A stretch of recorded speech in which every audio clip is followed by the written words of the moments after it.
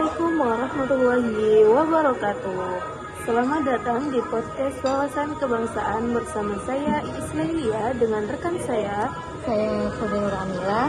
Pada episode kali ini kita akan membahas mengenai Pancasila dalam pandangan bermasyarakat. Sebuah tema yang penting, mengingat Pancasila merupakan dasar negara sekaligus panduan moral bagi seluruh warga Indonesia.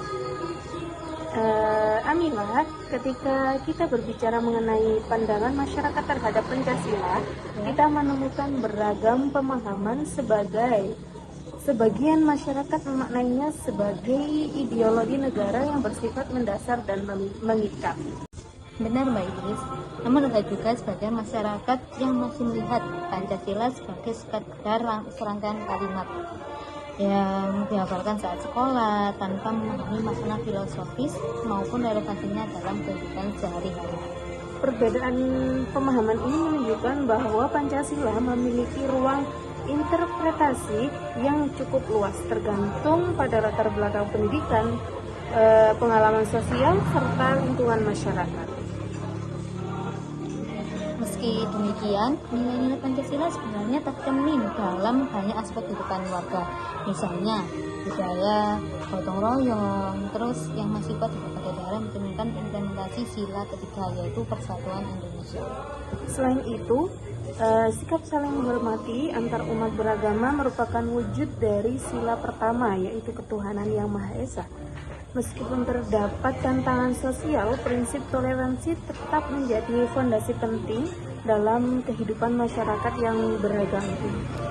Tentu saja, nilai musyawarah yang tercermin dalam berbagai forum kemasyarakatan dan organisasi juga merupakan penerapan dari sila keempat.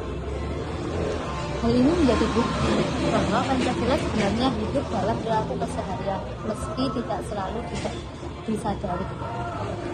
Salah satu hal menarik nih adalah bagaimana generasi muda memaknai Pancasila. Banyak di antara mereka yang memiliki semangat nasionalisme tinggi, namun menginginkan pendekatan yang lebih relevan dengan perkembangan zaman.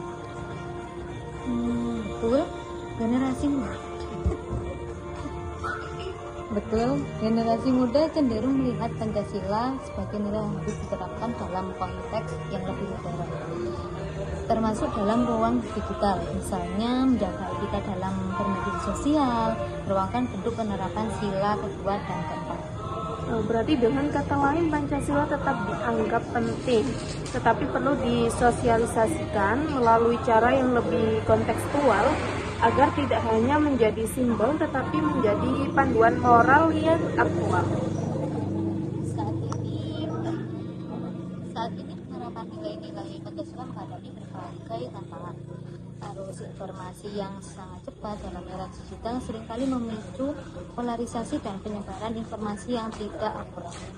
Selain itu juga globalisasi juga membawa nilai-nilai baru yang bisa bertentangan dengan budaya lokal.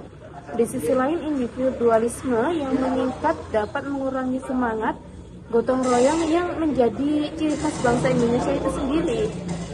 Maka dari itu diperlukan upaya edukasi yang komprehensif dan berkelanjutan. Bentar, tadi salah bicara ya. Edukasi yang komprehensif dan berkelanjutan agar nilai-nilai Pancasila dapat terus dipahami, dihargai, dan diimplementasikan oleh seluruh lapisan masyarakat. Pada akhirnya juga Pancasila itu bukan sekedar rumusan filosofis, tetapi sebagai fondasi yang seharusnya menjadi pedoman dalam bertindak dan bersikap. Benar, jika seluruh teman-teman masyarakat mampu menjadikan Pancasila sebagai acuan moral dalam kehidupan sehari-hari, maka Indonesia dapat terus berkembang sebagai bangsa yang beradab, bersatu, dan berkeadilan. Terima kasih kepada para pendengar yang telah mengikuti episode kali ini. Kami berharap diskusi ini dapat memberikan pemahaman yang lebih mendalam mengenai Pancasila dalam kehidupan masyarakat. Sampai jumpa dalam episode berikutnya. Selamat melanjutkan aktivitas Anda dan salam kebangsaan, salam Pancasila. Salam Pancasila. Dan saya Israelia mengakhiri episode kali ini bersama Mbak Hurun Ramila. Sampai jumpa.